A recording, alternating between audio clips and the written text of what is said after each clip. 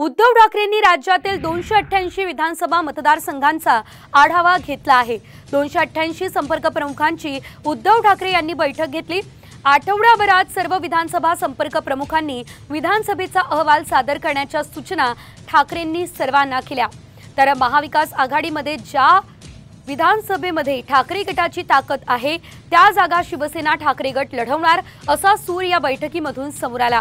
25 वर्षांपूर्वीची शिवसेना भाजप आणि विरोधकांना दाखवा अशा सूचना देखील यावेळेस त्यांनी दिलेल्या आहेत। तर विधानसभेच्या तयारीला लागण्याचे आदेश त्यांनी सर्व संपर्क प्रमुखांना दिले आहेत।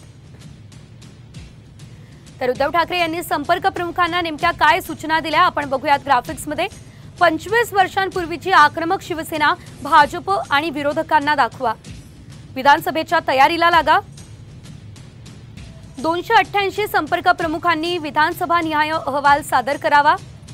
स्वतंत्र विधानसभा लढल्यास काय होईल याचा अहवाल तयार करा। लोकसभेत मित्रपक्षाने शिवसेनेचं काम केलं की नाही, कोणते विधानसभा मतदारसंघ ठाकरे गटाला अनुकूल आहेत, मतदारसंघातील उमेदवार कोण असावा या संदर्भात देखील चर्चा झाली। या 288च्या 288 मतदारसंघामधला आढावा विस्तृत अहवाल मान्य उद्धवजींनी मागवलेला आहे। निश्चित 8 दिवसाच्या अहवालानंतर या सगळ्या विषयावर ताकदीने शिवसेना काम करण्यासाठी सिद्ध झालेली आहे।